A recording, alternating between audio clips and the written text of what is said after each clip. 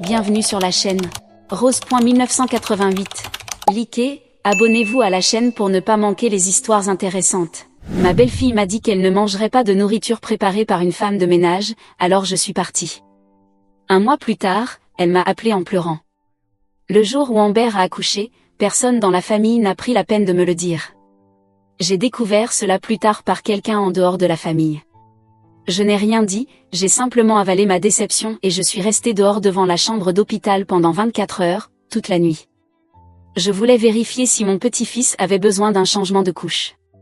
Amber m'a regardée avec dégoût et m'a demandé si j'avais au moins lavé mes mains. Mon mari et mon fils sont restés là, silencieux, comme s'ils n'avaient rien vu ni entendu. Au lieu de cela, ils m'ont dit de bien m'occuper d'elle. Si aucun d'eux ne me considérait comme digne de respect, alors je n'avais plus rien à quoi me raccrocher. Le lendemain matin, j'ai fait mes valises et réservé un voyage. Tu pars en voyage juste après qu'Amber ait accouché. Qui va s'occuper d'elle et du bébé? As-tu complètement perdu la tête, maman? Qu'est-ce que tu pensais? Amber se remet encore, c'est à ce moment-là qu'elle a le plus besoin de toi. Elle va te détester pour le reste de sa vie. J'ai regardé Frank et Jason, tous les deux me fixant, comme si j'avais commis un crime impardonnable. Tout ce que je ressentais, c'était un vide profond. J'ai épousé Frank à 20 ans, j'ai eu Jason à 21 ans, et pendant 30 ans, j'ai géré cette maison comme une machine infatigable, nettoyée, cuisinée, organisée, sacrifiée. Et pourtant, tous mes efforts ont été pris pour acquis, traités comme du bruit de fond dans leur vie. Je me suis tournée vers Jason et lui ai demandé, à part être celle qui cuisine vos repas et lave vos vêtements comme une femme de ménage, m'as-tu jamais reconnue comme ta mère? Un jour, j'ai essayé de changer la couche de ton bébé, et Amber m'a demandé de mettre des gants jetables. Tu crois vraiment que je suis aussi sale? Cela fait plus de 20 jours que je m'occupe de ton nouveau-né jour et nuit. Est-ce que quelqu'un dans cette maison m'a demandé si j'étais fatiguée? Et quand je pars une seule journée, vous embauchez 2 nourrices à plein temps pour aider Cynthia à s'occuper du bébé. Cynthia a à peine passé une journée ici et vous vous inquiétez déjà de son épuisement. Jason a évité mon regard, sa voix faible et défensive. Maman, peux-tu arrêter d'être si sensible? Amber est déjà mécontente de toi, tout le monde sait que les soins postpartum sont une priorité ici. Je suis ton fils unique, tu n'as pas peur que je cesse de m'occuper de toi à l'avenir? Quelle blague! C'était ça, mon fils. Le garçon que j'ai élevé de toutes mes forces, marié depuis moins de 6 mois, et il pense déjà à me couper les vivres. J'ai éclaté de rire. Alors occupe-toi de Cynthia quand elle sera vieille et laisse-moi tranquille. Je vais simplement m'inscrire dans une maison de retraite. Jason, frustré que je ne cède pas, s'est tourné vers Frank et a dit, « Papa, dis quelque chose. » Cynthia s'occupe d'Amber tous les jours et elle est épuisée. Le visage de Frank s'est assombri. « Hélène, que veux-tu de nous? Tu essaies de détruire toute cette famille? » « Oh, allez, ai-je dit d'une voix calme mais tranchante. C'est un peu dramatique, non? Dis-moi, qui m'amène dit qu'Amber était en travail? Qui m'a demandé? Quand vous avez réservé une suite postpartum à 15 000 $, je suis ta femme, je suis ta mère. Je les ai pointés du doigt, ma voix tremblant de rage. Mais pour l'un ou l'autre de vous, ai-je déjà été vue comme une personne vivante?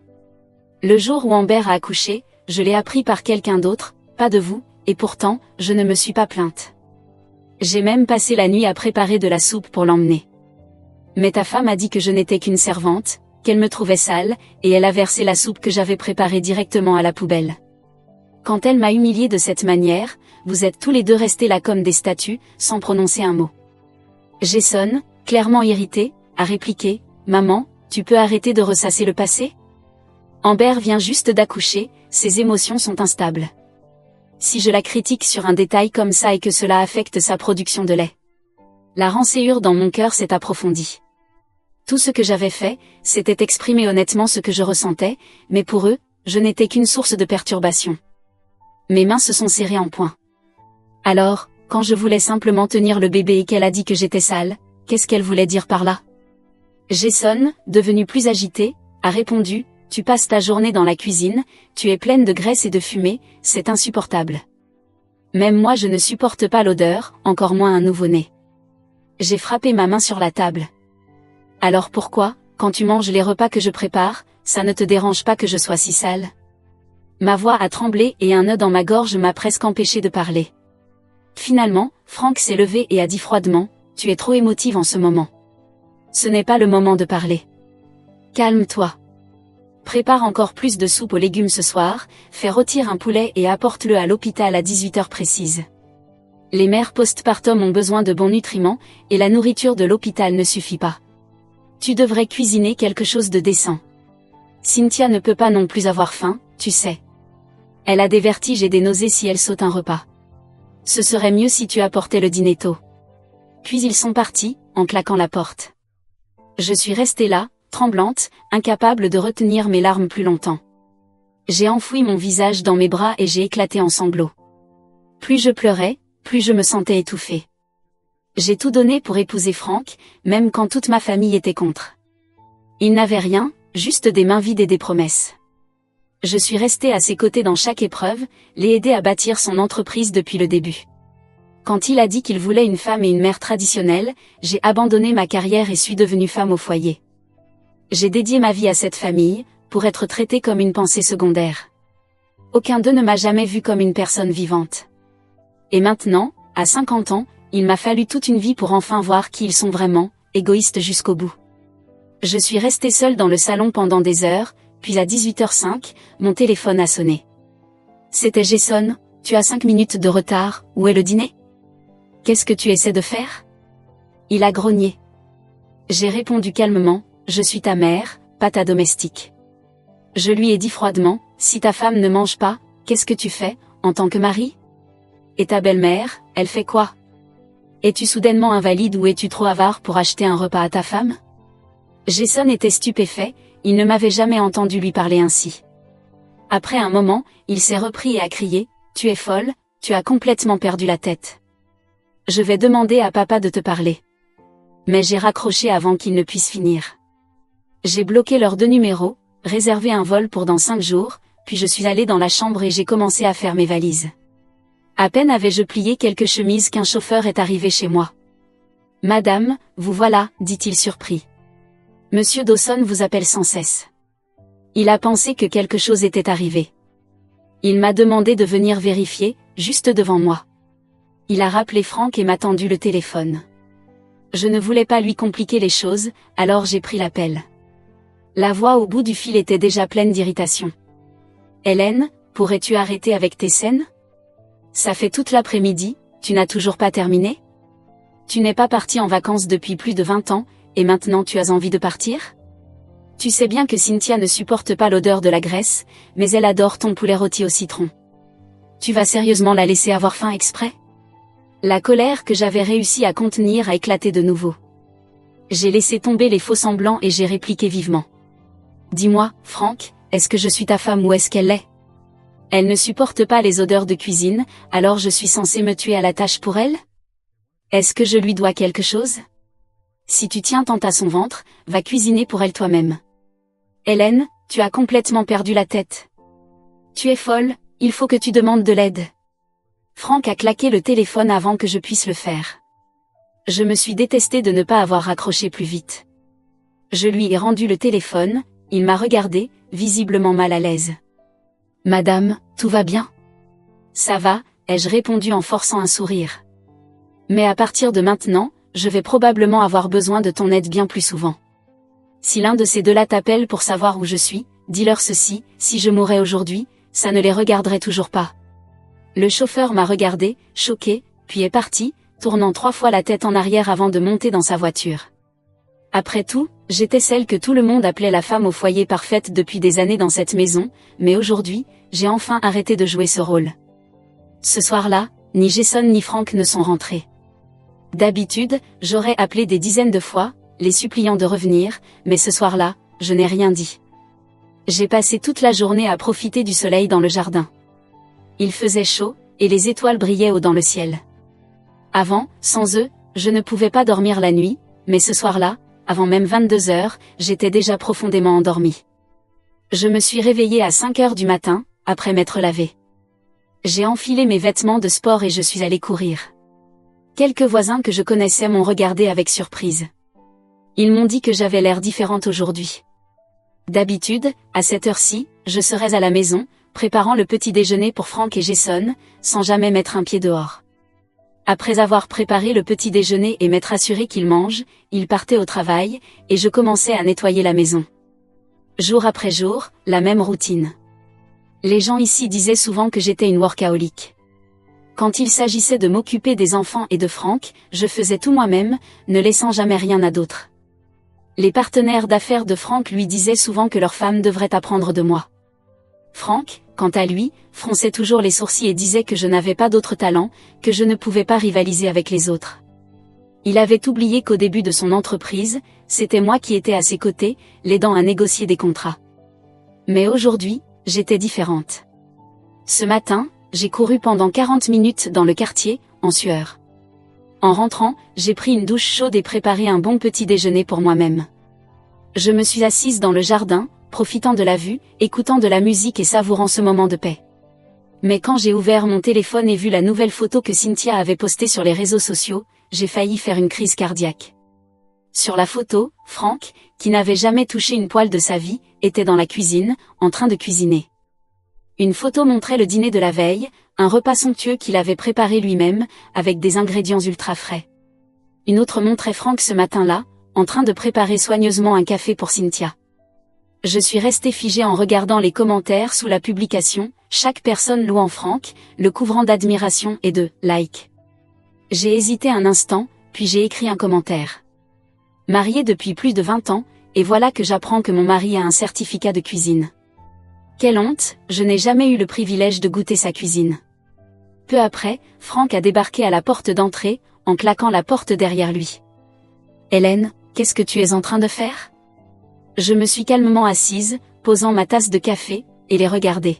« C'est une question que je devrais te poser, Franck. » Il a arraché sa cravate et l'a jetée violemment au sol. « Ça fait 30 ans qu'on est ensemble, qu'est-ce que tu as à être jalouse ? Tu ne voulais pas cuisiner pour Cynthia, alors je l'ai fait. Pourquoi réagis-tu comme ça ? Cynthia pleure maintenant, c'est de ta faute. » J'ai laissé échapper un petit rire, à peine audible. « Qu'est-ce que j'ai dit qui n'était pas vrai, Franck ? » Il a renversé la table, mon petit déjeuner s'éparpillant sur le sol, des œufs, du pain grillé et du café, abandonnés là comme des déchets. À cet instant, j'ai compris exactement comment Franck me voyait, comme ce petit déjeuner, jetable, sans importance, facilement mis de côté. Je l'ai regardé en silence, calme. Franck a dû se rendre compte qu'il avait dépassé les bornes. Il a évité mon regard, murmurant. « Arrête de faire du cinéma, tout ce que je fais, c'est pour notre fils, pour cette famille. » Je n'ai rien dit. Ce silence ne fit qu'aggraver sa colère. « Comment se fait-il que tu sois devenue si fragile ?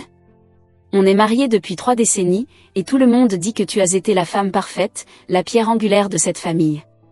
Alors pourquoi est-ce que tu t'effondres maintenant, juste quand Amber a le plus besoin de nous ?» Mon calme semblait le déstabiliser plus que n'importe quel cri. Il continua, « Oublie ce voyage, je vais embaucher 2 autres nourrices pour aider Amber et Cynthia. Toi, reste à la maison et repose-toi. Quand Amber sera sortie de l'hôpital, elle viendra chez nous. Elle veut que tu cuisines pour elle. Tu déménageras pour t'occuper d'elle. » Jason a rédigé une liste de consignes alimentaires pour les soins postpartum, il te l'enverra sur ton téléphone, apprends-la par cœur. En partant, Franck s'est baissé, a ramassé sa cravate, l'a lissée et soigneusement pliée avant de la glisser dans sa poche de veste. De couleur bleu joyau avec des rayures blanches diagonales, sa couleur préférée, et pourtant aujourd'hui il l'a pliée avec soin, comme si c'était un objet précieux. C'est alors que mon téléphone a vibré. Un message de Jason, « Maman, papa t'a probablement déjà parlé, non ? Voici une liste de choses à garder en tête. Amber et sa mère, Cynthia, ont été gâtées toute leur vie, elles n'ont jamais fait de tâches ménagères, donc quand tu cuisines, assure-toi de demander ce qu'elles veulent manger. Amber préfère les saveurs légères et douces, mais Cynthia aime les plats épicés. Les vêtements d'Amber et du bébé doivent être lavés à la main, ceux de Cynthia peuvent aller en machine. » Jason m'a envoyé plus de 30 messages d'affilée, se souvenant de chaque préférence minuscule de sa femme et de sa belle-mère, mais il n'avait jamais mémorisé ma date d'anniversaire. J'ai répondu simplement, « Eh bien, aujourd'hui j'ai enfin compris que tu avais tant à me dire. » C'est drôle, jusqu'à maintenant, tu ne m'as jamais parlé plus de 3 phrases, à moins que je ne demande d'abord. Jason n'a même pas remarqué le sarcasme, il continuait à donner ses instructions. « Maman, mardi prochain, c'est le jour de la sortie d'Amber. Elle a envie de soupe au poulet, tu devrais préparer les ingrédients à l'avance. Et juste pour te prévenir, Amber est d'humeur changeante depuis son accouchement. Si elle se plaint encore de ne pas vouloir de ta nourriture, prépare-la à l'avance et laisse-la sur la table avant qu'elle ne te voie. Si tu n'es pas là, elle la mangera probablement. J'ai laissé échapper un petit rire amer. Je n'ai pas répondu parce que je savais quelque chose que Jason ignorait. Mardi prochain était le jour où je partais pour mon voyage. Frank m'avait demandé de prendre un peu de temps pour me ressourcer, mais curieusement, il ne m'a jamais contacté à nouveau. L'homme qui rentrait rarement à l'heure chez lui, maintenant pointait son arrivée et son départ comme un employé modèle. Il passait chaque soirée chez Jason, exhibant sa nouvelle passion culinaire, jouant le rôle de père attentionné et de mari idéal auprès de Cynthia. Frank avait peur que je fasse ou dise quelque chose qui puisse encore déranger sa précieuse Cynthia, alors lui et Jason m'avaient discrètement exclu de leur mise à jour sur les réseaux sociaux. Chaque jour, je regardais à travers les publications publiques d'Amber, en faisant défiler les photos de leur petite famille heureuse, souriante, cosy, une image parfaite de joie, sans moi. Mardi est arrivé plus vite que prévu. Dès que je suis arrivée à l'aéroport, Frank m'a appelé, « Où es-tu » ? « Je suis à l'aéroport », ai-je répondu simplement. « Reste là », m'a-t-il ordonné. « Jason arrive pour te voir. » J'étais presque arrivée au contrôle de sécurité quand j'ai vu Jason s'approcher de moi, poussant ma mère dans un fauteuil roulant. « Mamie », dit-il de manière dramatique, parle à ma mère, il y a clairement quelque chose qui ne va pas chez elle. Elle a choisi le pire moment possible pour partir en vacances. Jason, l'état de santé de ta grand-mère est fragile. Pourquoi lui fais-tu subir cela ? Je me suis précipitée à travers le contrôle de sécurité, ne pouvant me retenir, j'ai donné une gifle à Jason. Il m'a regardé, choqué. Je l'avais élevé pendant 22 ans sans jamais le frapper, mais je ne l'ai pas regretté une seconde. Maman, balbutia Jason, la voix tremblante. Je me suis retenue de répondre, mais ma mère a levé la main pour me calmer. Chérie, je sais que tu es en colère, va où tu veux, ne t'inquiète pas pour nous, prends ton temps pour aller mieux. Et si tu décides de divorcer, ton père et moi te soutiendrons. Mamie, cria Jason. Ma mère lui donna une autre gifle. Ça, c'est pour ta mère, dit-elle. Comment ai-je pu élever un petit ingrat comme toi ? En entendant ça, j'ai eu l'impression de ne plus rien avoir à quoi me raccrocher. Résolue, j'ai marché droit vers la porte d'embarquement. Les appels de Jason résonnaient derrière moi, mais je n'ai pas répondu. Sous le même toit, Frank, qui n'avait pas prononcé plus de 10 mots en 10 jours, m'a envoyé un long message. « Hélène, tu as dit que tu avais besoin d'espace, mais est-ce vraiment comme ça que tu gères les choses ? Pourquoi la maison n'était-elle pas nettoyée avant qu'Amber rentre ? Pourquoi n'y avait-il pas de nourriture ? Comment peux-tu partir en vacances maintenant ? Pourquoi n'as-tu pas suivi les instructions que Jason t'a envoyées ? Est-ce que mes paroles ne sont que du bruit de fond pour toi ? Je travaille dur à l'extérieur, je gagne de l'argent, et toi, tu n'arrives même pas à gérer les tâches simples à la maison. À quoi me sers-tu ? Et tu sais bien que ma mère lutte avec sa santé, elle a besoin de soins. Tu en as été responsable pendant 10 ans, et maintenant tu décides soudainement d'abandonner. Où penses-tu que je vais trouver quelqu'un d'autre pour s'en occuper ? Visiblement insatisfait d'un simple texto, Frank m'a appelé pour déverser sa colère. J'ai répondu, tu as toujours pensé que Cynthia serait la femme parfaite, laisse-la s'occuper de ta mère. Ça fait 30 ans que je m'occupe de toi et de cette famille, et tu m'as traité comme si j'étais invisible. Maintenant que ta servante est partie, tu paniques. Mais laisse-moi être clair, je ne suis pas ta domestique. Quand j'ai raccroché, j'ai ressenti une étrange calme qui m'a envahi. Je savais que j'allais commencer mon propre voyage et que je ne laisserais personne perturber ma paix. Il y avait 2 endroits que j'avais toujours voulu visiter dans ma vie, une ville côtière dans le Maine et un ranch dans le Montana.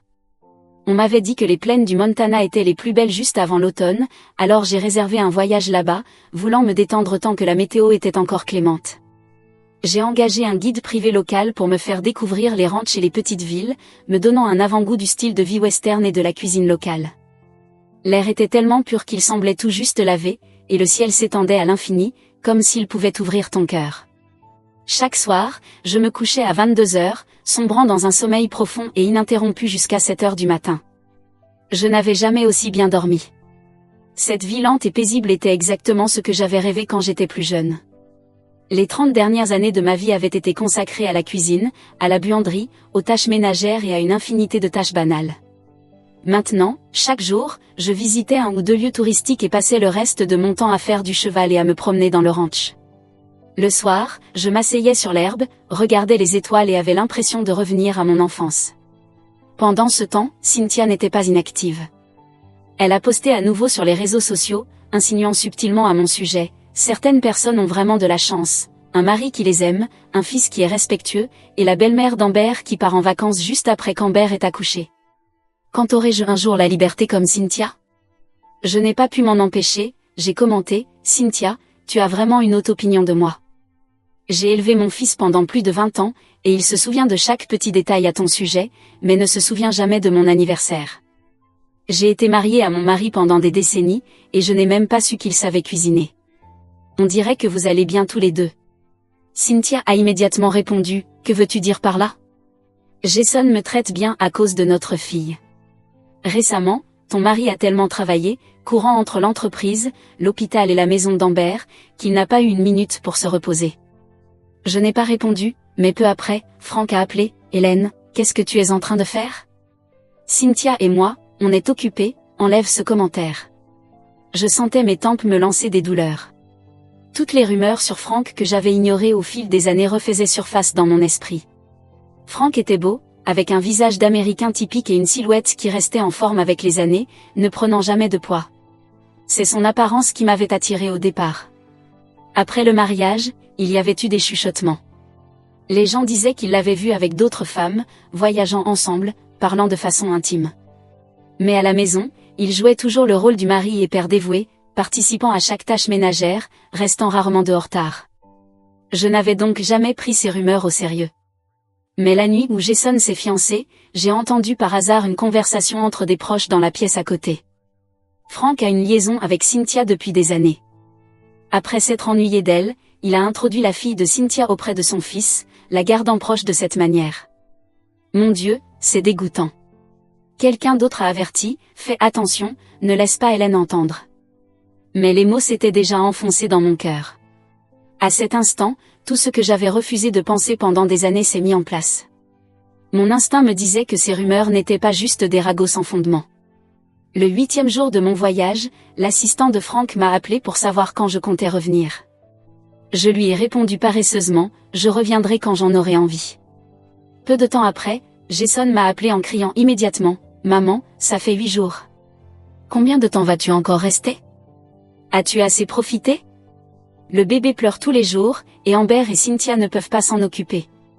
La nourriture de la nourrice est horrible. Je t'en prie, reviens maintenant. J'ai raccroché sans réfléchir une seconde. Le 10e jour, Frank m'a appelé à nouveau. Sa voix était aussi calme que s'il discutait affaires. Hélène, tu te soucies encore de notre mariage?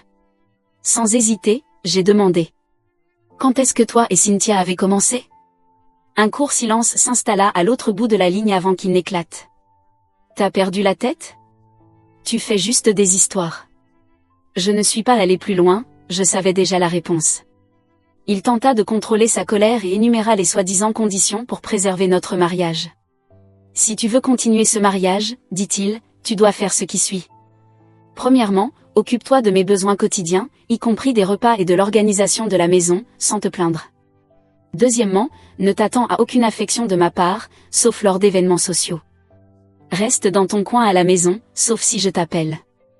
Troisièmement, sois très prudente avec ce que tu fais et dis, ne t'attends pas à ce que je sois gentil ou doux. Quand je veux quelque chose, tu dois agir immédiatement. Quatrièmement, ne fais rien devant les autres, surtout Amber, qui pourrait nuire à ma réputation. Après avoir terminé, il me regarda comme s'il me donnait une chance, pensant que j'étais toujours cette femme soumise qui n'oserait pas divorcer. Il se trompait, je n'étais plus cette femme-là.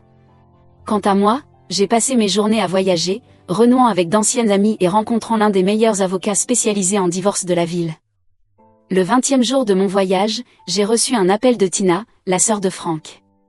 Hélène, quand est-ce que tu rentres? Maman fait des scènes tous les jours, elle hurle la nuit, refuse de manger, on n'en peut plus. Il s'occupait d'elle depuis à peine 20 jours et était prêt à craquer. Mais moi, je l'avais soignée pendant 10 ans.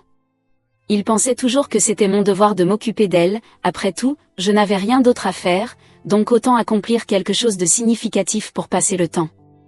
J'ai répondu directement. Tina, ta mère est ta responsabilité, pas la mienne.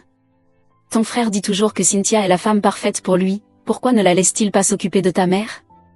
À ma grande surprise, Tina ne s'est pas disputée avec moi. Au lieu de cela, elle s'est précipitée chez son frère. Les deux se sont violemment disputés à propos de Cynthia. Plus tard, Tina m'a rappelé, et son ton était complètement différent. Hélène, je suis désolée pour ce que j'ai dit avant. Franck est un salaud. Il m'a même crié dessus à cause de cette femme, il m'a menacé de me frapper. Il a dit que tu n'étais qu'une servante qu'on a engagée pour s'occuper de la maison et que cette femme était la princesse qu'il gâtait.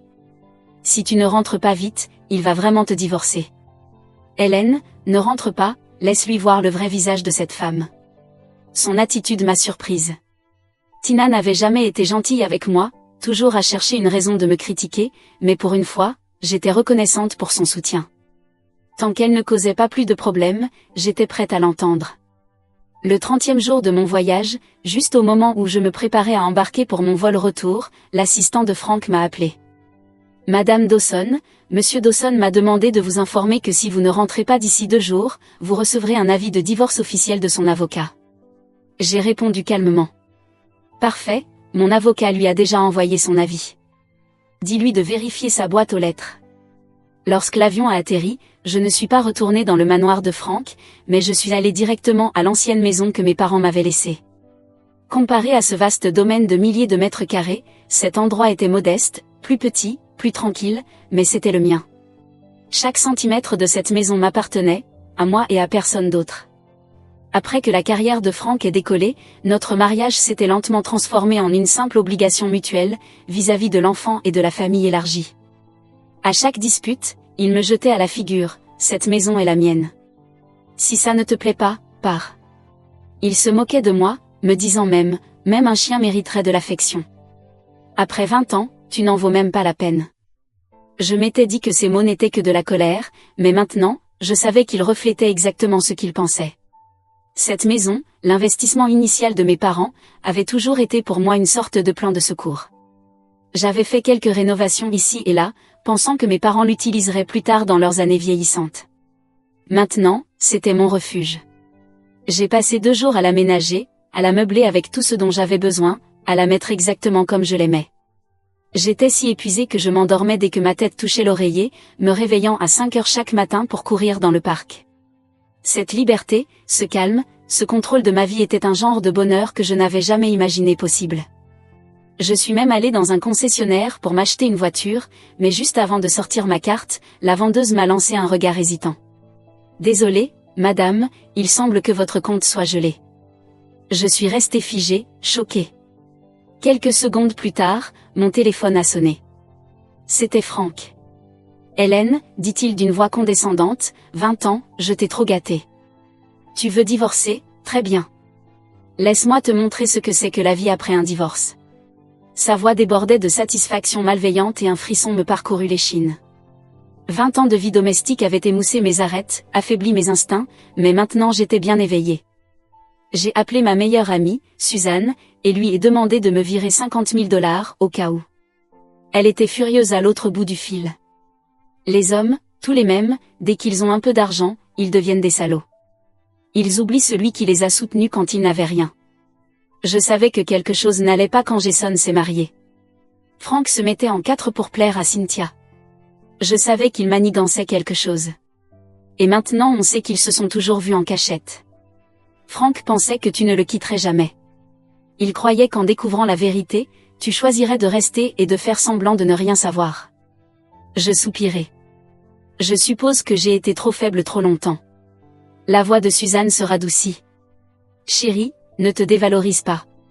J'ai déjà pris rendez-vous pour toi avec le meilleur avocat en divorce de la ville. Ne t'inquiète pas pour l'argent, je m'en charge. Concentre-toi sur toi-même. J'ai aussi tout raconté à mes parents.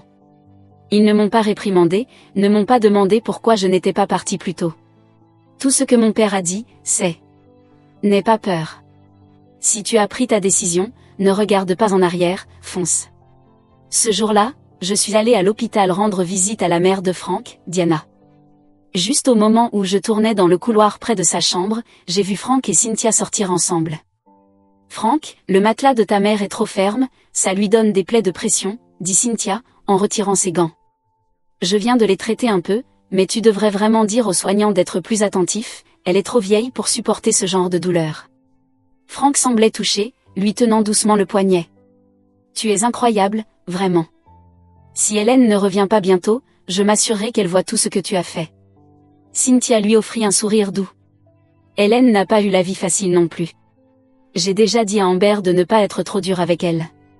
Le visage de Franck se durcit immédiatement. Ne parle pas d'elle. Toi et Amber seul avez la gentillesse d'être compatissantes. N'importe qui d'autre aurait abandonné depuis longtemps. Elle est juste gâtée parce que je l'ai trop choyée. Je suis restée là, cachée derrière le coin du mur. Le froid dans ma poitrine s'est intensifié à chaque seconde. Puis, comme si de rien n'était, j'ai entendu Franck dire d'un ton détaché. Enfin, oublions ces choses désagréables. Voici un chèque de 20 000 $, choisis quelque chose de bien pour Amber et toi. Tu as bien travaillé dernièrement. J'ai failli éclater de rire. Voilà donc comment il nous valorisait. J'avais pris soin de lui, de notre fils, de sa mère pendant des années, et il me donnait à peine 3 000 $ par mois comme argent de poche, tout en attendant que je m'occupe de sa mère vieillissante et de Cynthia. Elle passe 15 minutes dans une chambre d'hôpital et repart avec 20 000 $, tandis qu'à chaque fois que je voulais m'acheter quelque chose, il disait que j'étais gaspilleuse. Je ne suis pas entrée. Je me suis retournée et suis rentrée chez moi. En chemin, j'ai appelé Suzanne et lui ai demandé de m'aider à contacter des services de meubles d'occasion et de consignation de luxe. Il était temps de vider cette maison de tout ce qui m'appartenait. À mon arrivée, Suzanne était déjà là. Elle a vu les boîtes dans mes mains et m'a demandé. « Tu es vraiment en train de vendre tout ça ?» J'ai hoché la tête. Out avec le vieux, in avec le neuf. Toutes ces années, tout ce que j'ai économisé et pourquoi ? Pour des gens qui n'ont jamais été vraiment à moi. Franck se souciait plus des apparences que de tout le reste. Il disait toujours qu'il était tombé amoureux de moi au premier regard parce que j'étais attirante. Même après être devenue femme au foyer, je n'ai jamais cessé de prendre soin de moi. Je suis restée en forme, soignée, toujours prête à être cette femme idéale à ses côtés.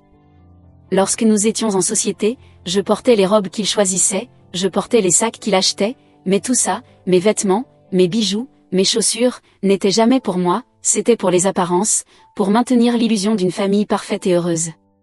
Aujourd'hui, ces soi-disant trésors n'étaient rien d'autre que des articles de déstockage entre mes mains. Il m'a fallu 2 jours pour vendre tout ce qui pouvait l'être. Dès que l'argent est arrivé sur mon compte, je l'ai transféré intégralement sur celui de Suzanne. Puis, j'ai envoyé un message court à Franck. Je suis de retour. Moins de 30 minutes plus tard, il est arrivé chez moi. Dès qu'il a mis les pieds dans la maison et vu l'espace vide, il s'est figé. Où est tout ça ? Je l'ai regardé calmement. Vendu. Tu es folle, a-t-il éclaté, furieux. Sans ciller, j'ai marché pieds nus sur le sol. Ma voix était légère et égale, presque absurde. Non, je voulais juste refaire un peu la décoration. Cette maison a été décorée il y a 5 ans, exactement comme tu le voulais. Dans tout cet espace, les seules parties qui m'ont vraiment appartenu étaient la cuisine et la chambre du bas. Franck a serré les dents. C'est donc ce que tu es venu chercher ? Une décision aussi stupide ? Tu n'as jamais eu l'intention de rester dans ce mariage, n'est-ce pas ? J'ai soutenu son regard, stable et inébranlable. J'ai tout donné à cette famille pendant des années, et pourquoi ? Tu ne m'as jamais respecté. Tu as même gelé mon compte bancaire.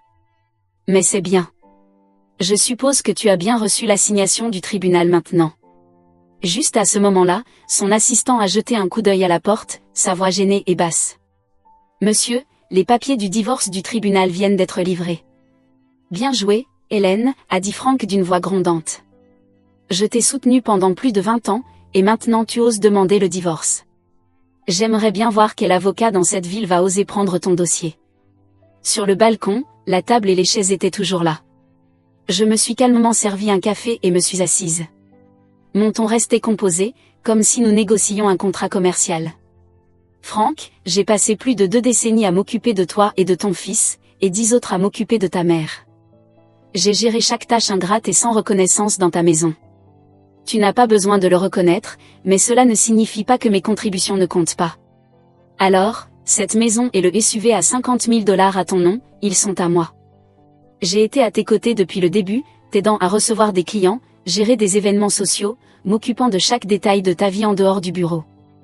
Tu n'aurais pas réussi sans moi. Je mérite au moins la moitié du crédit. J'ai déjà engagé un évaluateur professionnel d'actifs. La valeur actuelle de ton entreprise est estimée à environ 20 millions de dollars. Je ne veux pas de part, mais tu me verseras 2,5 millions de dollars en compensation. Le visage de Frank est devenu d'une couleur furieuse. Tu es folle, tu as complètement perdu la tête. Il s'est tourné et a crié à son assistant. Trouvez-moi un psychiatre, tout de suite. Elle a besoin d'une évaluation psychologique. Je n'ai pas bronché. Ses éclats de voix ne m'étaient pas nouveaux. Il avait été émotionnellement instable pendant des années. Avant, je l'excusais, mais maintenant je n'avais plus de raison de le faire. Je l'ai regardé et lui ai lancé d'une voix tranchante. Quand est-ce que toi et Cynthia avez réellement commencé? Les yeux de Frank ont cligné, puis il a éclaté. T'es dégoûtante. Je n'aide Cynthia que pour Amber. Et ton fils, tu ne te soucies pas de lui faire du mal avec ce divorce? Je l'ai regardé dans les yeux. Je m'en fiche maintenant. À partir de maintenant, je ne me soucierai plus que de moi. Frank croyait encore naïvement que ce n'était qu'une autre crise émotionnelle de ma part. Il pensait qu'en attendant quelques jours, je me calmerais et céderais, comme j'avais toujours fait. Mais le divorce a cette façon de révéler la véritable nature des gens, et moi, j'en avais assez vu.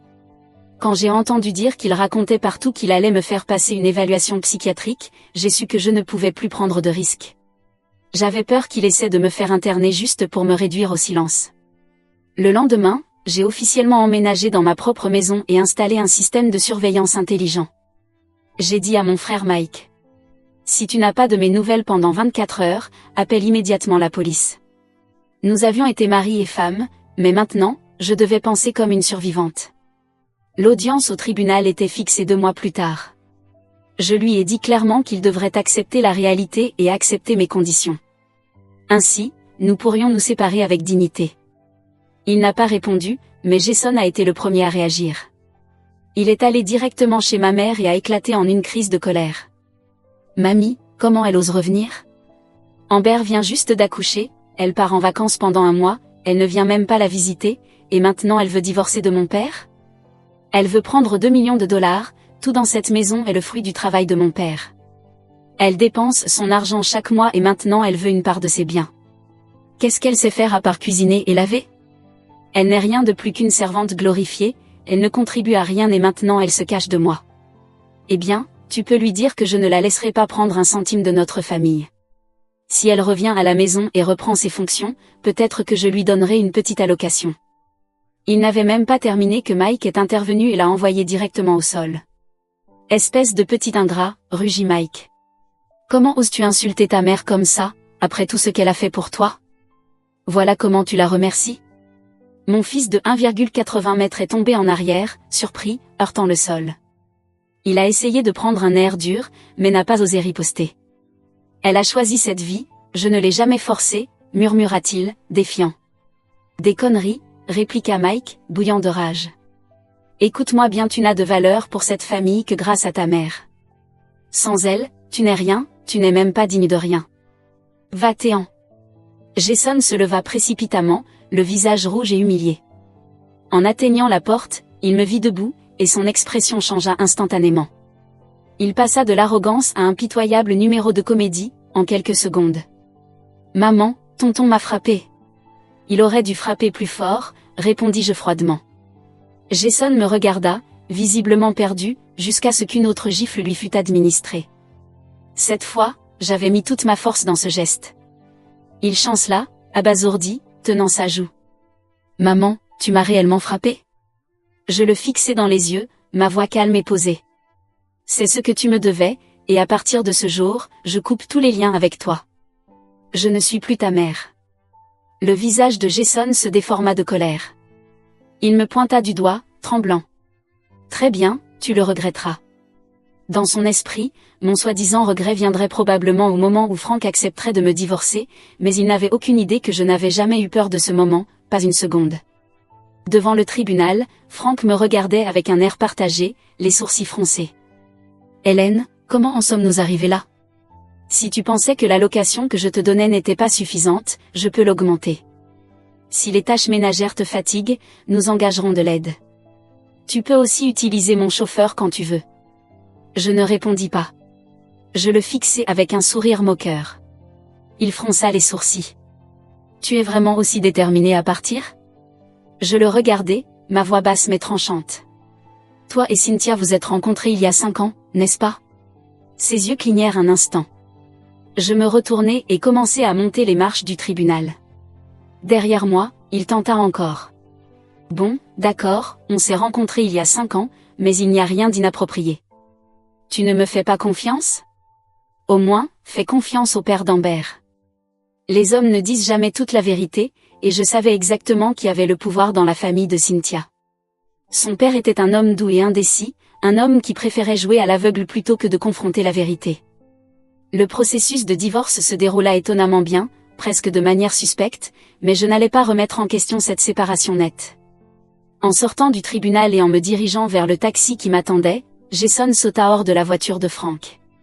Sa voix débordait de mépris. Waouh, maman, tu l'as vraiment fait. Une femme au foyer qui divorce d'un homme comme mon père. Voyons combien de temps tu vas tenir seule. Tais-toi, cria Frank, plus fort et plus en colère que jamais. Jason se figea, stupéfait, en le regardant comme s'il venait de le voir pour la première fois. Frank s'approcha de moi et dit doucement.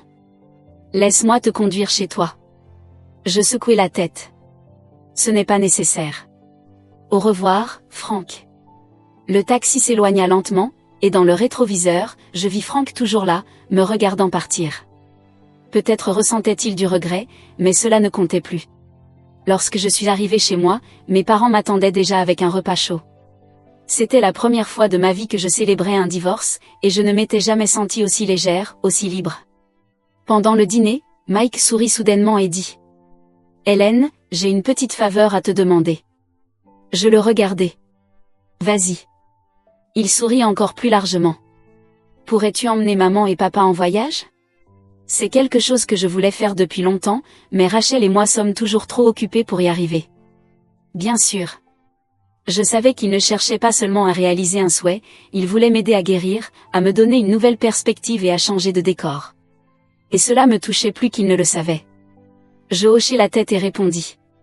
Absolument.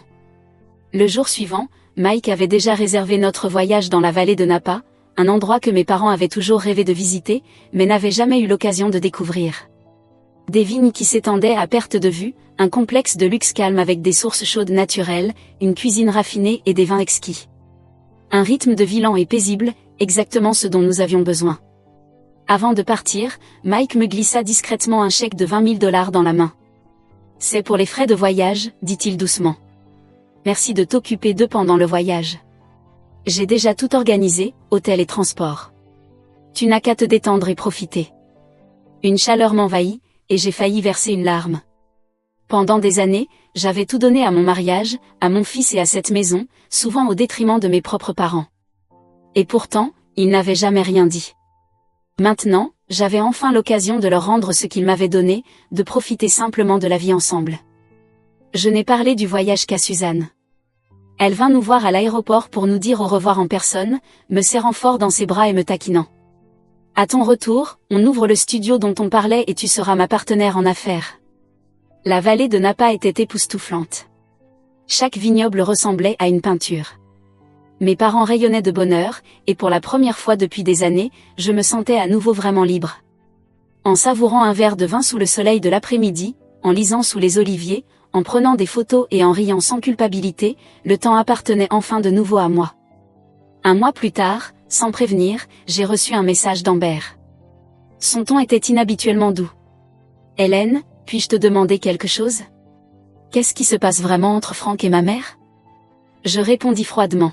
« Tu peux demander à ta mère ou à Frank, mais ne viens pas me demander à moi. » Elle envoya un autre message. « Jason sait qu'il avait tort. Il a un appétit affreux ces derniers temps. Il ne veut que la nourriture qu'il faisait avant, mais il est trop fier pour l'admettre. Est-ce que tu envisagerais de revenir pour lui ? » « Non, » répondis-je sans hésitation. J'ai déjà coupé les liens avec lui. Il n'est plus mon fils. Il y eut une pause, puis un message vocal arriva. C'était Jason, sa voix pleine de rage.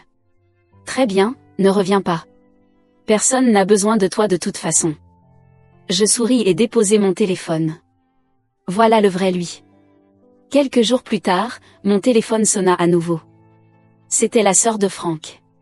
Dès que j'ai répondu, j'ai entendu ses sanglots étouffés, comme si elle avait du mal à respirer. Je pensais qu'il était arrivé quelque chose de terrible, peut-être que leur mère était décédée. Mais Tina m'appela pour me dire que sa mère était toujours en vie, mais que ses symptômes de démence s'aggravaient. Elle salissait ses vêtements, se perdait, criait la nuit. Cela était devenu une lutte constante. Elle m'envoya une photo de Frank, il semblait complètement changé, hagard et épuisé, contrairement à la dernière fois où je l'avais vu. Hélène, dit Tina entre ses larmes, mon frère admet qu'il a tort. Il m'a demandé de m'excuser pour lui. Tu as toujours été le pilier de notre famille.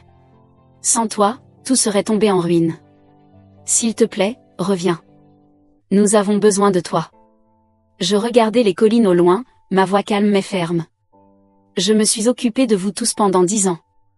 Vous vous occupez de votre mère depuis quelques jours et vous ne pouvez pas gérer ça. Est-ce que quelqu'un a déjà pensé à ce que je ressentais? Cette entreprise a été construite par moi et ton frère. Il me donnait $3000 par mois pour les dépenses, et pourtant, toute votre famille dit qu'il m'a soutenu. Quand Cynthia a rendu visite à ta mère à l'hôpital, Frank lui a donné un chèque de $20 000. Tu sais combien Frank a dépensé pour d'autres femmes au fil des années?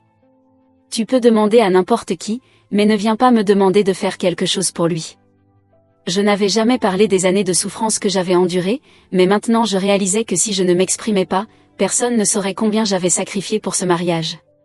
Même après le divorce, je devais leur faire comprendre. Le moins qu'ils pouvaient me donner, c'était un peu de culpabilité. Je raccrochai immédiatement. Durant l'été, la famille de Mike eut quelques jours de congé et décida de se joindre à nous pour les vacances. Nous sommes partis randonner dans les montagnes, profitant du soleil chaud et de la nature paisible autour de nous. La vie de Frank et Jason était devenue un véritable chaos.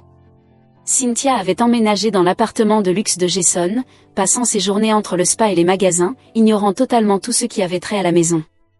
Amber lui demandait de l'aide avec les enfants, mais à chaque fois, Cynthia se plaignait de ne pas se sentir bien et refusait de l'aider. Lorsqu'on lui demandait d'acheter quelque chose, elle disait qu'elle n'avait pas d'argent. Jason, désemparé, engagea une nourrice, mais Cynthia trouvait toujours quelque chose à redire. Elle jugeait le salaire de la nourrice trop élevé et estimait qu'elle mangeait plus qu'elle. Elle la surveillait constamment comme une voleuse.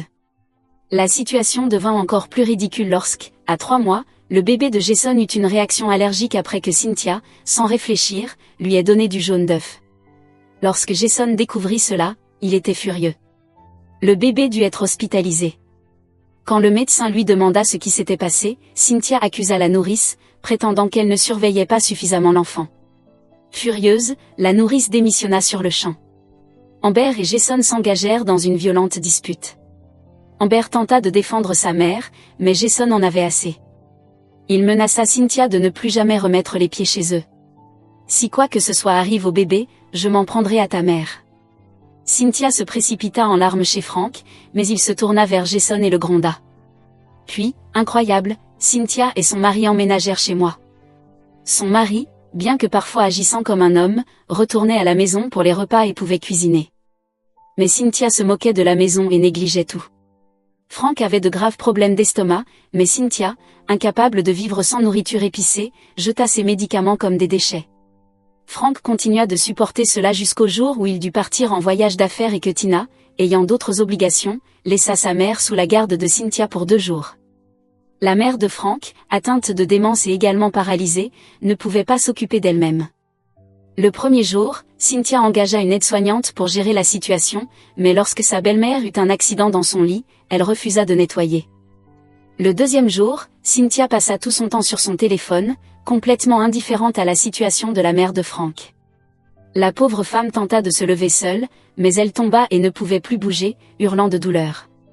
L'incident attira l'attention des voisins, et les services sociaux furent alertés. Quand Frank en fut informé, il se précipita chez lui. Mais Cynthia continua de se défausser de la responsabilité, expliquant qu'elle n'avait pas prévu que sa belle-mère bouge soudainement. Elle tenta même de se justifier auprès de Frank, « Je n'ai jamais pris soin d'une personne malade. » Je n'ai aucune expérience, je ne pouvais pas m'en occuper. Quand Frank me raconta cela, je ne réagis pas. C'était la première fois en plus de 20 ans que Frank mettait de côté son orgueil pour venir s'excuser. Hélène, je sais que j'ai fait une erreur, je t'en prie, pardonne-moi, veux-tu revenir? À ce moment, Jason, sanglotant de façon incontrôlable, s'exclama. Maman, je suis désolé, je réalise maintenant que sans toi, cette famille ne peut pas tenir. Mes parents, assis près de moi, me regardaient avec inquiétude, craignant que je tombe d'un feu pour atterrir dans un autre. Mon esprit était clair. Vous ne voulez pas que je revienne, vous voulez juste votre servante. Si je reviens, dans 2 mois, tout redeviendra comme avant. Frank et Jason jurèrent qu'ils avaient vraiment changé, mais je ne flanchais pas. L'un avait à peine la vingtaine, l'autre dans les 50 ans, il était temps de les sevrer de leur dépendance. Je leur suggérai d'engager un professionnel pour gérer la maison. Ils le firent, sans l'intervention de Cynthia. La nourrice s'occupa bien de mon petit-fils, mais Amber et Jason commencèrent à se distancer. Les moindres désaccords se transformaient en disputes. Frank décida de demander à Cynthia de partir et commença à rénover la maison, entièrement selon mes préférences. Hélène, dit-il, j'étais aveugle avant. Cet argent que j'ai donné à Cynthia, je le reprends. À partir de maintenant, c'est toi qui gères les finances de la maison. J'ai déjà débloqué tes comptes. Je t'ai viré $1 million, dépense-le comme tu veux. Je restais impassible. Mike me donna un coup de coude, mi-sérieux, mi-en rigolant. Hélène, ne deviens pas molle. J'avais déjà donné les 20 meilleures années de ma vie à cette maison, et tout le temps qu'il me restait, je comptais le rendre mien, audacieux, vivant, sans compromis. Le mariage, une fois, ça suffisait pour tirer les leçons. Je n'avais pas l'intention de me replonger dans ce feu. Mes parents virent ma fermeté et se détendirent enfin. Notre séjour avait été magnifique, mais il était temps de rentrer. D'une manière ou d'une autre, Frank et Jason avaient découvert nos détails de vol. Ils se présentèrent à l'aéroport en costume, tenant des bouquets, essayant de jouer la comédie. Jason courut vers moi, les yeux remplis de larmes, et me serra fort. Maman, je suis désolée. Je le pense vraiment cette fois. Tu as tout fait pour moi, et je l'ai pris pour acquis. Frank suivit, d'une voix basse. Si tu es revenu, alors reviens vraiment. À partir de maintenant, c'est toi qui fais les règles. Je pris les fleurs, mais je ne partis pas avec eux. Jason, confus, demanda. Maman, on s'est excusés tous les deux, ça fait plus de 6 mois que tu as commencé toute cette histoire. Combien de temps comptes-tu encore continuer comme ça? Et voilà, le masque tomba. C'était vraiment lui. Heureusement, je n'avais jamais placé d'espoir dans leurs excuses. Je jetai les fleurs à la poubelle et poussai mes parents vers la voiture de Suzanne. Mike se tourna vers Jason. Espèce d'idiot, si tu comprenais vraiment ce que tu as fait de mal, tu ne parlerais pas à ta mère de cette façon. Puis il pointa Frank. Vous croyez vraiment qu'elle va revenir juste pour cuisiner et nettoyer pour vous? Vous rêvez. N'oubliez pas, on vous a seulement toléré à cause d'Hélène. Frank et Jason n'obtinrent pas ce qu'ils voulaient. Plus tard, j'appris qu'ils avaient tous deux perdu leur calme pendant le trajet de retour. Peu après, Cynthia débarqua chez Jason. Elle se servit des robes de créateur d'Amber. Tu viens d'accoucher, dit-elle à Amber, ton corps n'est pas encore revenu. Pourquoi garder tout ça? Je vais les utiliser à bon escient. Jason arriva juste à ce moment-là, furieux, et les expulsa, aussi bien Amber que Cynthia. Cynthia courut en larmes chez Frank, mais il l'ignora. Même Amber tenta de lui parler, mais Frank refusa de la rencontrer. Finalement, Frank récupéra l'argent, les $500 000 qu'il avait donnés à Cynthia. Parce que c'est ce que les hommes comme lui font. Je faisais des économies dans la maison, et lui dépensais l'argent sur d'autres femmes comme de l'eau. Et pourtant, Frank pensait que c'était un grand geste. Hélène, dit-il, j'ai tenu ma promesse. J'étais aveugle avant, mais ces quelques mois passés loin de toi m'ont fait réaliser que toi seul tiens cette famille ensemble. S'il te plaît, reviens à la maison. Je le regardai et répondis d'une voix calme. J'ai donné les meilleures années de ma vie pour toi. Le reste, je l'investis en moi-même. J'ai déjà pris la décision de partir, cette porte est fermée. Tu peux me demander 1000 fois, la réponse ne changera pas. Le jour de l'an, Suzanne et moi avons officiellement ouvert notre studio. Cette nuit-là, nous étions dans le jardin, sirotant du champagne, la musique jouant doucement en fond. Les feux d'artifice illuminaient la ligne d'horizon de la ville. Elle leva son verre avec un sourire. Félicitations d'avoir retrouvé qui tu es. Que le reste de ta vie t'appartienne enfin. Je trinque avec elle, un sourire en silence. Grâce aux relations de Suzanne, le studio se développa lentement mais sûrement, et nous avons rapidement décroché nos premiers clients. Pendant ce temps, Jason et Amber se réconcilièrent. Ils trouvèrent un nouvel accord, Amber pourrait rendre visite à sa famille, mais plus personne ne viendrait interférer dans leur maison. Sans mes soins, la mère de Frank mourut juste avant le printemps. Peut-être qu'enfin, elle trouva la paix. Frank était silencieusement plein de remords. Si nous n'avions pas divorcé, dit-il un jour, peut-être que maman aurait vécu plus longtemps. Il parvint à récupérer tout l'argent qu'il avait donné à Cynthia. Amber retourna même chaque cadeau que Frank avait un jour offert à la mère de Cynthia. Quant à Cynthia, il n'y eut pas de chute dramatique, mais elle tomba gravement malade. Sa famille, désormais consciente de ce qu'elle avait fait, cessa peu à peu de l'inviter lors des fêtes ou des rassemblements. Son mari devint plus distant et plus froid, se retirant lentement de l'affection qui lui restait. Pas de scandale, pas d'explosion, juste une lente isolation suffocante. L'assistant de Frank m'en parla un jour. Pendant ce temps, Jason, debout dans le jardin, tenait son enfant tout en préparant le dîner pour moi. Je souris simplement. Frank me demanda encore si j'envisagerais de me remarier avec lui. Je lui répondis, comme toujours. Pas dans cette vie. Je ne revêtirai jamais plus les chaînes du mariage, pour quiconque. À partir de maintenant, je n'étais plus que moi-même, ni la femme de quelqu'un, ni la mère de quelqu'un. Juste une femme qui était enfin rentrée chez elle, à elle-même, et qui pouvait respirer librement, enfin.